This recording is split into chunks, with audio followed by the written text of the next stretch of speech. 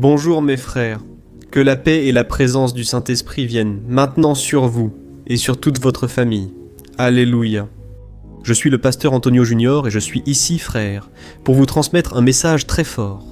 D'ailleurs, je veux déjà commencer en vous disant ceci. Peu importe si vous avez eu des pertes dans votre vie, peu importe si vos projets ont échoué, Dieu, lui, a une nouvelle histoire préparée pour vous, et ce n'est pas moi qui le dis. Je ne sais pas si vous le savez, mais la Bible apporte un détail très intéressant sur le moment où le peuple d'Israël a été emmené en exil à Babylone. Ce peuple, qui auparavant avait une culture, une famille, une terre, se retrouvait soudainement dans un endroit totalement différent, avec une nouvelle culture. Ce peuple a alors commencé à se sentir si mal car il se disait « Dieu nous a abandonnés, Dieu n'est pas avec nous, parce que ça n'a pas de sens, s'il était avec nous, nous n'aurions pas traversé tout cela. » Et c'est alors que Dieu a transmis un message par le prophète Isaïe, là dans Isaïe chapitre 43. Pour moi, c'est l'un des plus beaux chapitres de toute la Bible, où Dieu commence en disant au peuple « N'ayez pas peur, je vous ai créé, je prends soin de vous. Et si vous traversez le feu ne vous brûlera pas. Si vous traversez les grandes eaux ne vous submergeront pas. » Mais malgré cela, mes frères, ce peuple continuait à se sentir abandonné. Et c'est alors que là, Dieu leur a dit ceci. Oubliez tout ce que vous avez vécu jusqu'à présent, car ce que vous allez vivre à partir d'aujourd'hui est quelque chose d'inexplicable. Vous allez me voir ouvrir un chemin au milieu du désert, des ruisseaux vont couler à travers ce désert. Frères, regardez quelle promesse merveilleuse. Je crois que Dieu a cela pour nous aussi. Très souvent, on reste tellement focalisé sur les problèmes, sur ce qui n'a pas marché. Combien de personnes, n'est-ce pas? Elles passent 10, 20, 30 ans à souffrir pour un amour du passé, quelque chose qui n'a pas marché. Ou alors, les gens restent à se lamenter, et ils n'arrivent plus à se réjouir des petites choses de la vie. Et Dieu dit ceci, oublie tout ce que tu as déjà vécu. Parce que ce que je fais à partir de maintenant, c'est quelque chose que tu n'as jamais expérimenté. Alléluia, frère. Regarde, il y a aussi un passage très beau, là dans Proverbes, chapitre 16, verset 9, où il est écrit ainsi. Le cœur de l'homme fait ses planos, planeja o seu caminho. Mais c'est le Seigneur qui détermine ses pas. Frère, c'est de cela que je veux parler aujourd'hui. Parce que je vais te montrer ici ce qui peut arriver un jour comme un autre, et cela peut être aujourd'hui. Dieu peut changer ton histoire. Tu n'as aucune idée de ce que Dieu a préparé pour toi, frère. Je sais que souvent on entend cela dans les églises. Je me souviens que je me suis converti en 2002, et j'entendais beaucoup ces messages. Tu sais, des messages de motivation. Regarde, Dieu a une œuvre dans ta vie. Frère, je peux te dire, avec toute certitude, avec toute clarté, Dieu, il a vraiment un plan pour chacun de nous. Peut-être te demandes-tu, pasteur, Dieu a-t-il vraiment quelque chose pour moi? Parce que je ne vois pas cela arriver très souvent dans la vie des gens. Frère, la vérité c'est que peu de gens le veulent vraiment. Parce que si tu veux vivre les plans de Dieu, d'abord, tu dois le vouloir. La Bible dit dans Isaïe chapitre 1 que si tu veux, tu as une vie. Lui, une œuvre dans la vie. Il a une œuvre dans la vie. Il te demande de déclarer une parole, mais tu ne crois pas en ce que tu... Une vie. Il y a une œuvre dans la vie. Il y en a une qui a une œuvre dans la vie. Il en a une, il reçoit. Ici sur la chaîne, chaque jour j'apporte des enseignements dans la prière, une œuvre dans la vie. Il y en a. Tu peux aussi apprendre de la Bible chez toi. La vie, il a une œuvre. Il a une œuvre dans la vie. Il a une œuvre. Il en a une. Il y en a une aujourd'hui. L'histoire d'un couple, mes frères, ils n'auraient jamais imaginé qu'il puisse arriver quelque chose de bon dans leur vie. D'ailleurs, la situation qu'ils traversaient était bien pire, j'en suis sûr, bien pire que celle que tu vis aujourd'hui. Si tu penses que ton problème est le plus grand de tous, alors arrête-toi un instant et réfléchis à ce qui est arrivé à ce couple. Mais un jour, Dieu a fait quelque chose d'extraordinaire. À travers une situation quelconque, une situation où tu penses que rien de bon ne peut t'arriver, eh bien, reste avec moi jusqu'à la fin, parce que le message d'aujourd'hui est une bénédiction. Frère, d'ailleurs je veux remercier. Je sais que beaucoup d'entre vous partagent les prières, et la seule façon pour nous de grandir ici, c'est grâce à votre partage. Alors, je veux te demander deux choses ici d'abord. Abonne-toi à ma chaîne, c'est rapide. Clique sur ce bouton qui est juste en dessous de la vidéo. À côté, une cloche va apparaître. Il faut cliquer dessus et choisir l'option « Toutes ». D'accord ? Et la deuxième chose que je veux te demander, c'est qu'à la fin, tu partages cette prière. Parce que je crois que beaucoup de gens vont être touchés aujourd'hui, à travers ta vie. Gloire à Dieu. Alors commençons, frères. Je lisais ici un passage du livre des Actes et j'ai été frappé de voir ce que Dieu peut faire dans la vie de quelqu'un qui se livre vraiment à lui. On pense souvent que Dieu n'agit que dans l'église, mais ce n'est pas le cas. On pense que Dieu va nous parler lors d'un culte très fort, ou alors si on assiste à un événement de miracle. On croit que c'est seulement à l'intérieur des 4 murs de l'église. Le Saint-Esprit agit vraiment. Mais si je te disais que Dieu peut te parler là, sur ton lieu de travail, que Dieu peut te parler chez toi, dans ta vie quotidienne avec tes amis, ou de personnes que tu n'as jamais entendues de ta vie, et que tu as rencontrées justement aujourd'hui, par exemple. Eh bien, frère, je veux raconter ici l'histoire d'une chose extraordinaire que Dieu a faite dans le. Comme n'importe quel autre, ce passage se trouve dans le livre des Actes, chapitre 18. Laisse-moi t'expliquer ce qui se passait d'une manière très simple, pour que tu comprennes où nous allons arriver ici, d'ailleurs, où le Saint-Esprit va nous conduire aujourd'hui. Laisse-moi t'expliquer l'apôtre Paul. Il est arrivé dans une ville appelée Corinthe, je ne sais pas si tu le sais, mais Corinthe n'était pas un endroit très calme. C'était une ville qui avait un port et elle était très animée, pleine de personnes qui venaient et partirent de partout. Il y avait un grand mélange de cultures et beaucoup de commerce, ce qui faisait circuler beaucoup d'argent. Cet endroit est par conséquent, n'est-ce pas, frère ? Il y avait beaucoup de personnes qui traversaient des épreuves, des personnes dans le besoin, des gens qui venaient d'autres endroits, des fugitifs. Et c'est à cause de toute cette agitation que l'apôtre Paul est allé dans cet endroit, dans le but de prêcher l'évangile. Et alors ?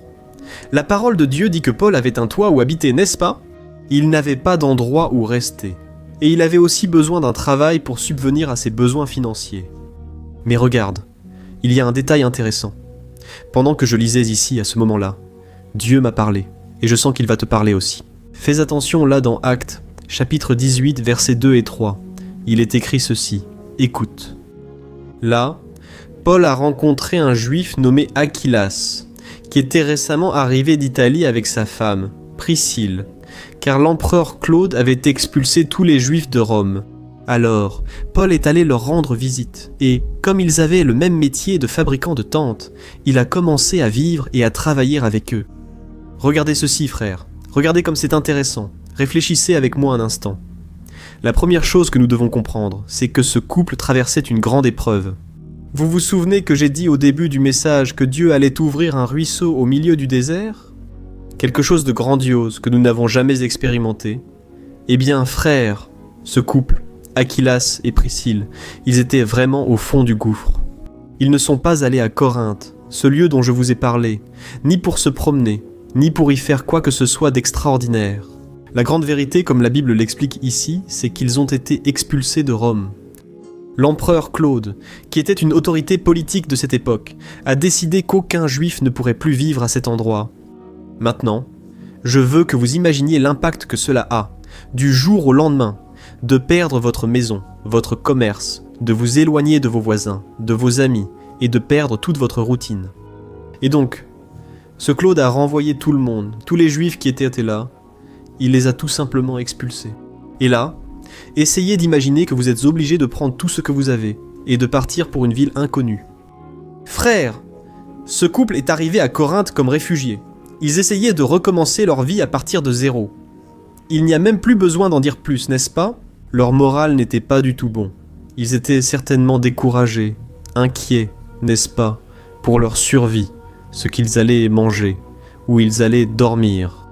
Et c'est précisément là, frères, que Dieu commence à agir d'une manière surprenante. Je suis sûr que même ce couple n'imaginait pas que ce serait quelque chose d'aussi extraordinaire. La Bible dit que l'apôtre Paul, que nous connaissons, fut le plus grand prédicateur et fondateur d'église. Là où il est passé, il a soudainement rencontré ce couple. Et quel a été le point qui a uni l'apôtre Paul à ce couple ? Tu te rappelles ce que dit ce verset ? Il est écrit que Paul a commencé à s'impliquer avec ce couple. Parce qu'il faisait exactement la même chose, il fabriquait des tentes. Frères, Dieu a utilisé une profession, quelque chose de totalement ordinaire, pour unir le plus grand missionnaire de l'histoire avec ce couple. Plus tard, Vous comprendrez ce que cela signifie avec ce couple. Aussi incroyable que cela paraisse, il y a tant de grandeur dans la vie de ce couple que je suis sûr qu'ils n'auraient jamais imaginé qu'il leur arrive quelque chose de bien. Frères, laissez-moi vous expliquer quelque chose que Dieu m'a mis à cœur dernièrement. Parfois, on pense que marcher avec Dieu, c'est vivre toujours sur un nuage, n'est-ce pas ? La tête dans le ciel, tu restes tellement concentré, n'est-ce pas ? Sur le retour de Jésus, sur les événements de la Bible, que tu, très souvent... Não toca a sua vida aqui na terra. Frère, il est très important pour nous de savoir équilibrer les choses. Il y a des gens qui passent plus de temps à l'église qu'à la maison. Il y a des gens qui vont plus au culte que de rester avec leur famille. À la maison, ils ne déjeunent pas avec la famille. Ils ne dînent pas avec la famille. Pourquoi ? Parce qu'ils passent trop de temps à l'œuvre de Dieu. Mais si je te disais que l'œuvre de Dieu commence chez toi, et si je te disais que plus que ça, l'œuvre de Dieu, elle se passe tout le temps.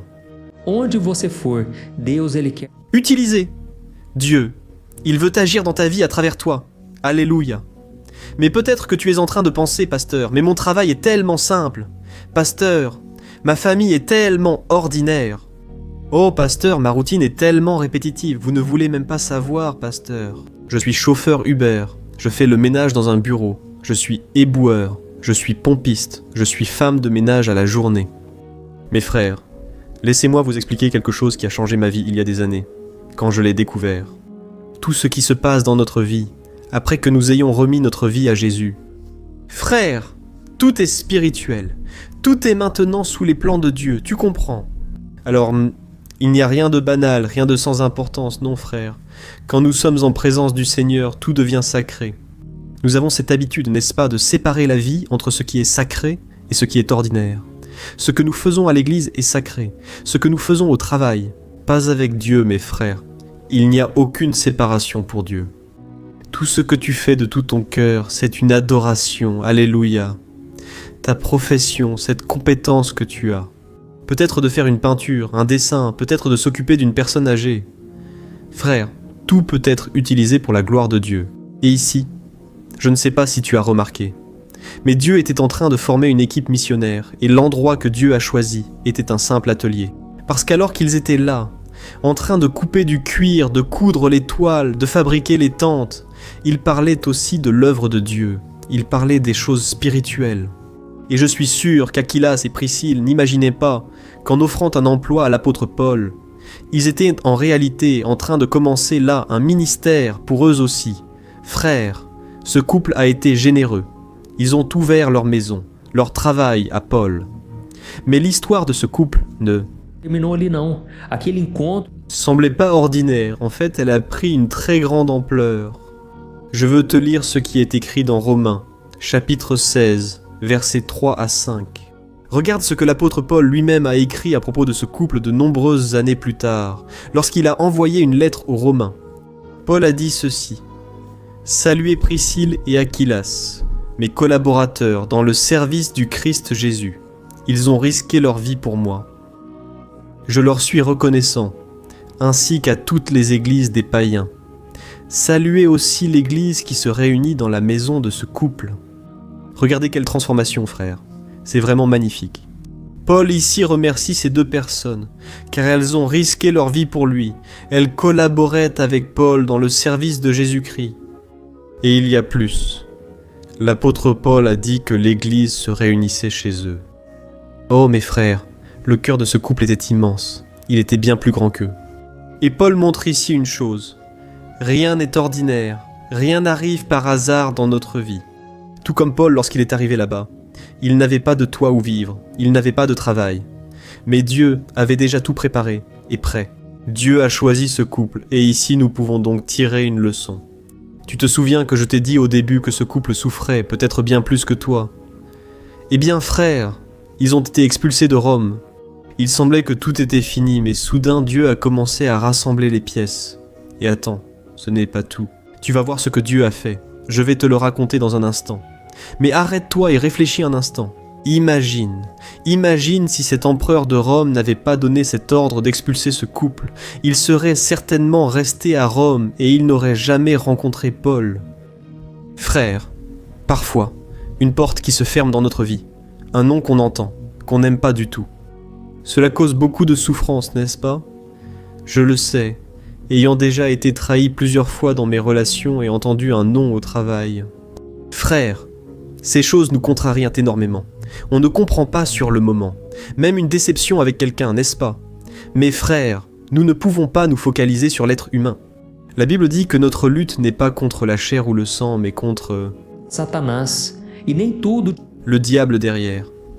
Mais le diable va utiliser ses frustrations, ses tristesses dans l'âme, pour essayer de nous décourager, pour nous faire penser que Dieu ne s'en soucie pas. Pour nous, frères, le diable est menteur depuis le commencement. Jésus a dit qu'il est le père du mensonge. Alors non. Alors, ne croyez pas à ces mensonges disant que Dieu a détourné les yeux de vous. Vous, même si vous êtes faillible et pécheur, les yeux du Seigneur sont sur votre vie. Le Seigneur veut accomplir une œuvre belle et merveilleuse dans votre vie. Il suffit que vous changiez vos pensées. Arrêtez de nourrir de mauvaises choses. Arrêtez de vous concentrer sur les mauvaises nouvelles du monde. Regardez vers Jésus, Dieu, alléluia.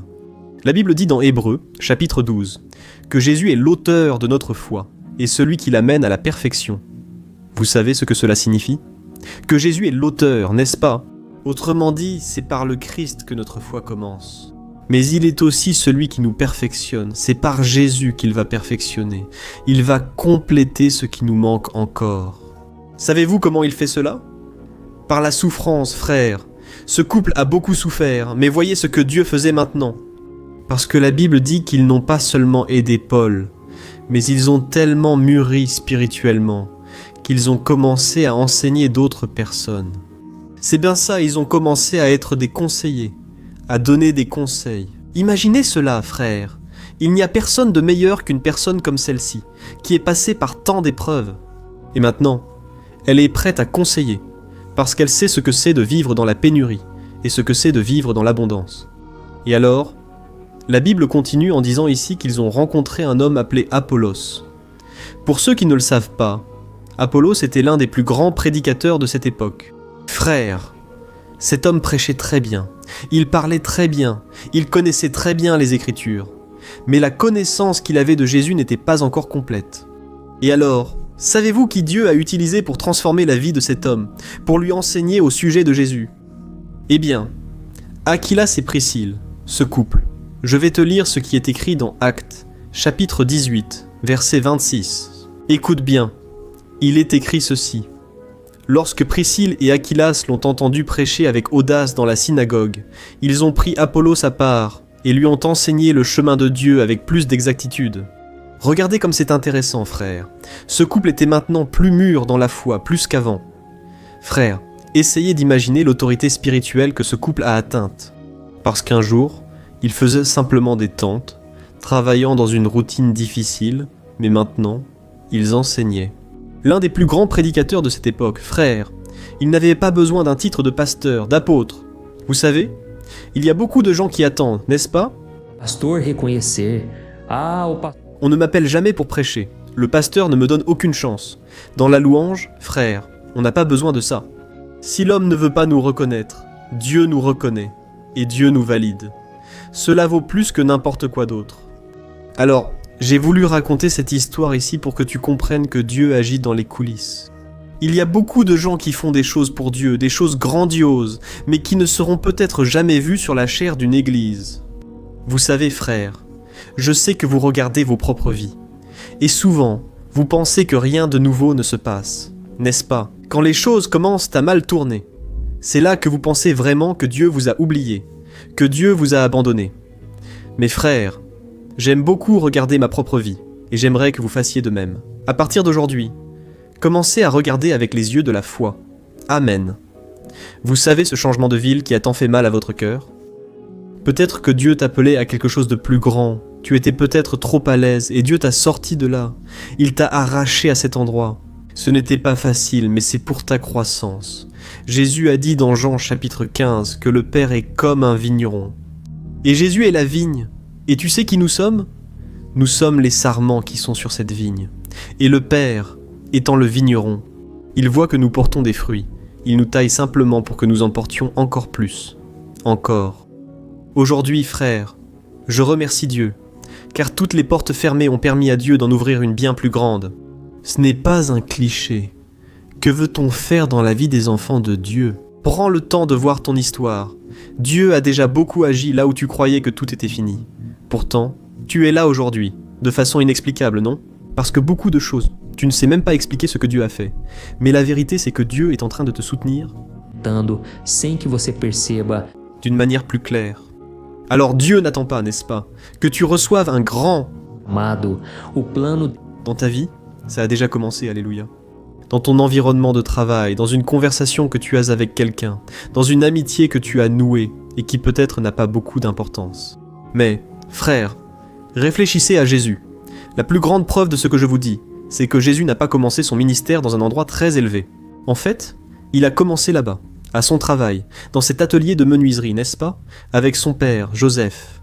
Mais Jésus savait, frère, qu'un travail bien fait, quand tu donnes le meilleur de toi-même, quand tu fais tout avec excellence, quand tu fais sans chercher l'approbation des hommes, mais celle de ton Père céleste, tu peux être sûr qu'il va te confier de grandes choses. Alléluia. Alors j'espère que tu as compris le message d'aujourd'hui. N'attends pas de petites choses d'un Dieu si grandiose. Oh mes frères, cela dépend de notre foi, et j'espère que tu as beaucoup de foi. Parce que la Bible dit dans Hébreux, chapitre 11, verset 6, que sans la foi, il est impossible de plaire à Dieu. Parce que quiconque s'approche de Dieu doit croire qu'il est bon et qu'il récompense ceux qui le cherchent. Alléluia. Je crois, mes frères, que Dieu récompense. Je crois que Dieu donne des récompenses. Que Dieu apporte beaucoup de bénédictions pour nous. Alors, faisons une prière maintenant. Je veux aussi prier pour toi. Si tu peux, tu vas fermer les yeux et à la fin, tu pourras partager. Je sais que beaucoup de gens autour de toi vont recevoir cette prière. Avec le cœur ouvert. Alléluia. Alors prions. Seigneur mon Dieu et mon Père, je veux te remercier pour un jour de plus de vie. Merci mon Dieu pour cette parole si bénie. Seigneur, bien souvent nous nous concentrons sur les grandes choses, mais tu es souvent dans les petites choses, dans celles auxquelles l'homme ne donne pas de valeur. L'homme ignore souvent ce que tu fais déjà dans les petites choses du quotidien. Père, merci beaucoup, parce que tu n'es pas un Dieu qui nous regarde de loin. Non, ta parole dit, mon Père, que tu as envoyé le Saint-Esprit. Et maintenant tu es en nous, nous qui avons donné notre vie à Jésus. Merci mon Dieu, parce que ta parole nous transforme chaque jour. Combien de personnes ici, mon Père, n'avaient aucun espoir, ces personnes étaient tellement tristes, se sentant abandonnées, sans but dans la vie. Mais à partir de cette œuvre que tu as commencée ici, dans la prière du matin, dans la prière du soir, des miracles sont en train de se produire. Père, je veux te remercier, car j'ai déjà reçu tant de témoignages, tant de récits. Je ne peux que glorifier ton saint nom. Merci mon Dieu, parce que tu utilises tout. Tu utilises des situations simples, les crises qui arrivent dans notre vie, les situations qui ont mal tourné. Père, tu es souvent derrière tout cela sans que nous le réalisions. Pardonne-nous, ô Dieu, parce que bien souvent nous nous plaignons. Il y a des personnes qui jurent, qui se révoltent. Nous commençons alors à voir ces choses comme une perte, comme quelque chose de très négatif. Mais Dieu, ta parole nous a montré aujourd'hui que tu peux prendre une mauvaise chose, tout comme cela s'est passé avec ce couple. Et tu peux transformer cela en une œuvre magnifique, glorieuse, majestueuse. Ô Dieu, pardonne-nous, Père, parce que bien souvent nous ne reconnaissons pas ta main, simplement parce que nous sommes gâtés. Nous voulons tout à notre façon, à notre rythme, mais ta parole dit que l'homme planifie son chemin, mais c'est le Seigneur qui dirige ses pas. Alléluia, Seigneur. En ce moment, je présente la vie de chaque personne qui suit cette prière. Je sais, mon Dieu, que beaucoup maintenant se sentent comme Aquilas et Priscille au début. Ils se sentent perdus, confus et essaient même de survivre. Combien, mon Père, sont ici à m'écouter? Ce sont des immigrés dans une terre qui n'est pas la leur, Père, mais tu les as soutenus, tu as pris soin d'eux. Et je te demande maintenant, Jésus, viens avec ton Saint-Esprit, apporte plus de clarté, illumine le chemin de tes enfants. Seigneur, montre que rien n'échappe à ton contrôle et qu'il y a un but derrière chaque douleur. Ô Seigneur, combien de personnes pleurent en ce moment, ne savent pas quoi faire pour demain. Mais Dieu, nous remettons maintenant entre tes mains notre avenir, notre cœur. Combien de personnes, mon Père, souffrent en ce moment parce qu'elles se sentent abandonnées, rejeté. Seigneur, je prie pour toutes les blessures émotionnelles. Guéris Jésus, guéris. Pose ta main. Jésus, maintenant, enlève de la poitrine. Seigneur, cette douleur qui pousse la personne au désespoir. Seigneur Jésus, apaise cette tempête. Aquieta essa tempestade. Je prie aussi pour la guérison du corps physique, Seigneur. Toute maladie, tout mal qui a fait souffrir tes enfants. Et j'ordonne maintenant, avec l'autorité du nom de Jésus, que toute maladie, toute infirmité, tout cancer, toute dépression s'en aille. Cette forte anxiété qui vole la paix de ton fils et de ta fille, Seigneur, je déclare qu'il y ait ta guérison, qu'il y ait ta paix. Ô mon Dieu et mon Père, je te remercie, car je crois que tu es en train de répandre ton Saint-Esprit. Que cette paix que je ressens maintenant, mon Dieu, remplisse tout ce lieu, ce cœur, ô Dieu, que toute la frustration de cette personne tombe à terre. Maintenant, que tu puisses ouvrir la vision. Donne la vision d'aigle, mon Père, à tes enfants, afin qu'ils puissent voir au-delà des problèmes, au-delà des difficultés. Au nom de Jésus, Alléluia. Et toi, mon cher, ma chère, qui regardes encore cette vidéo, je veux t'inviter à remettre ta vie à Jésus. Je sais que peut-être beaucoup d'entre vous ont déjà fait cette prière chaque jour ici sur ma chaîne. À la fin, je donne cette opportunité pour que tu puisses remettre ton cœur à Jésus. Je ne parle pas ici de religion, je ne parle pas ici de dénomination d'église, je parle du seul qui peut te sauver. Celui qui est mort sur la croix, qui a versé son sang, même sans avoir commis le moindre péché. Jésus, il s'est sacrifié à ta place. Tu sais pourquoi ? Parce qu'il t'aime. Il t'aime au point de ne pas supporter d'être loin de toi. Dieu t'aime, mon cher, il ne va pas t'abandonner. Alors, fais une prière de consécration. Parce que, tant que tu ne donneras pas vraiment ton cœur à Jésus, tu ne recevras pas la plénitude de l'amour de Dieu. Et pire encore, tu n'auras pas le salut. Alors je t'invite maintenant à renoncer à tes péchés, à ton passé, à tout ce qui t'éloigne de Dieu, et commence à vivre une vie d'obéissance, une vie qui plaît au cœur de Dieu. Amen. Alors, garde les yeux fermés. Je vais faire une prière ici, et tu vas répéter là où tu es. Dis ceci. Ô Seigneur Jésus, je reconnais que je suis pécheur, je reconnais que je n'ai rien de... Bom para te oferecer. Jesus, Je remets mon cœur entre tes mains. Je reconnais que tu es le seul sauveur, mon seul Seigneur, parce que tu es mort sur la croix et que tu as versé ton sang pour moi, à cause de mes péchés. Je méritais d'être sur la croix, mais tu as pris ma place. C'est pourquoi, Jésus, je te remercie. Je ne peux pas vivre loin de toi. Je veux, Jésus, être avec toi pour l'éternité. C'est pourquoi je te demande, écris mon nom dans le livre de vie et donne-moi ta paix. Regarde mon histoire. Jésus, j'ai tellement besoin de toi, Seigneur. Ne m'abandonne pas. Reste avec moi jusqu'à la fin, Jésus. Parce que je mets toute ma foi, mon espoir et mon avenir entre tes mains. C'est en ton nom, Jésus, que je prie et que je te remercie. Amen. Gloire à Dieu. Seigneur mon Père, je te présente le cœur de cet homme et de cette femme devant toi. Ils ont prié avec tant de sincérité. Seigneur, je te demande d'achever cette œuvre. Fais vraiment, Seigneur, une belle œuvre. De même que j'ai déclaré sur cette personne aujourd'hui, Dieu, que cette personne commence à sourire, commence à se réjouir, même lorsque les circonstances ne sont pas favorables. Et je te demande aussi, Père, que cette prière atteigne maintenant des milliers et des milliers de foyers, surtout ceux qui sont le plus dans le besoin. Fais l'œuvre, Jésus, apporte la guérison, apporte le salut, surtout le salut. C'est en ton nom, Jésus, que je prie et que je te remercie. Amen. Gloire à Dieu. Salut, je peux te poser une question. Tu as déjà remarqué que souvent les choses ne marchent pas dans ta vie. Et alors tu te sens perdu, frustré, et tu penses que tu ne seras jamais vraiment heureux. Il y a tellement de problèmes que tu affrontes. Des problèmes de couple, des problèmes familiaux, le manque d'argent, et tant d'autres choses qui arrivent et qui te découragent beaucoup, et cela affaiblit ta foi. Tu sais pourquoi tout cela arrive? Il y a une chose dont je suis sûr, c'est que com dificuldade, e é exatamente ce qui t'empêche de vivre une vie de paix, une vie d'harmonie et de prospérité, c'est que tu ne mets pas en pratique les principes de la parole de Dieu. Mais je sais que tu essaies. Mais on dirait que quelque chose t'empêche de prier. Il y a quelque chose qui t'empêche de comprendre la parole, et alors tu te sens perdu et frustré. C'est pourquoi je veux te dire quelque chose. Des milliers de personnes font déjà partie d'un mouvement que j'ai créé, appelé le voyage de la foi. Et elles réussissent spirituellement. Elles améliorent leurs relations, et leur vie est devenue beaucoup plus heureuse et bénie.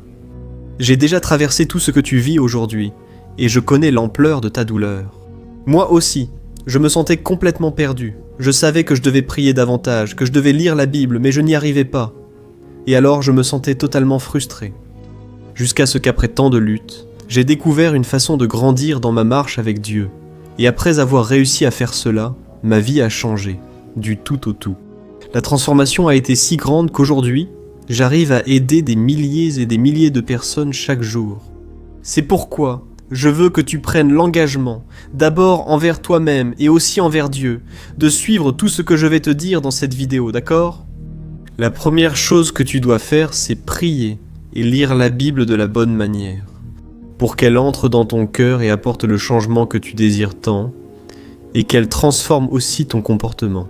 Je sais que souvent tu ne sais pas comment agir, parce que ton cœur est très triste, affligé, angoissé et perdu.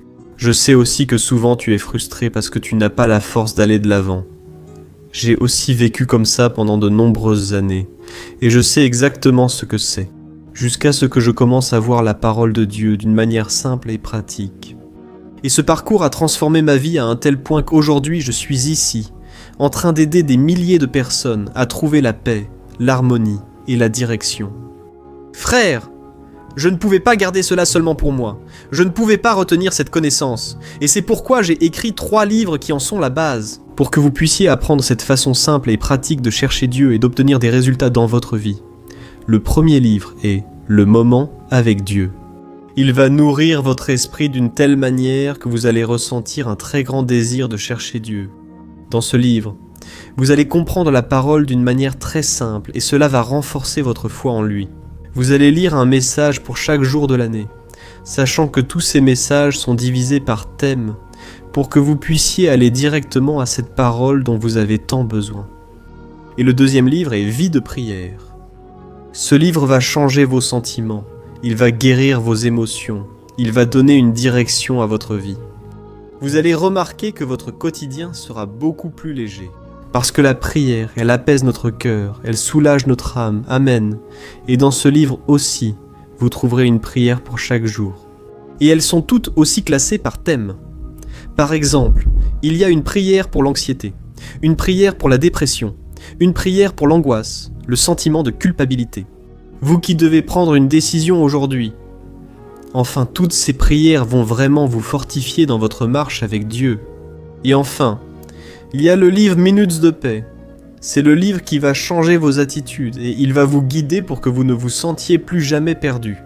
D'accord, le livre Minutes de paix, il vient avec des tâches faciles et rapides à mettre en pratique dans votre quotidien. Après tout, la Bible dit que la foi sans les œuvres est morte. Amen. Et comme je veux que vous ayez tous accès à cette nourriture spirituelle quotidienne, je mets ces 3 livres à disposition au format numérique, pour que vous puissiez y accéder où que vous soyez, que ce soit sur votre téléphone ou sur votre ordinateur. Et tout cela, frère, pour un prix totalement abordable. Et tu contribueras aussi à ce que notre ministère atteigne encore plus de personnes avec le message de l'Évangile. Alors, il te suffit d'accéder au site www.jornadadaf.com.br qui s'affiche juste ici à l'écran. Ou alors, tu vas cliquer maintenant sur le lien qui se trouve juste ici sous la vidéo, dans la description, d'accord ? C'est très rapide, c'est sécurisé, et tu recevras tout de suite mes 3 livres numériques dans ta boîte mail, pour que tu puisses commencer ta transformation dès aujourd'hui, d'accord ? Alors, clique sur le lien qui se trouve juste ici sous la vidéo. Que Dieu te bénisse puissamment, je t'embrasse fort.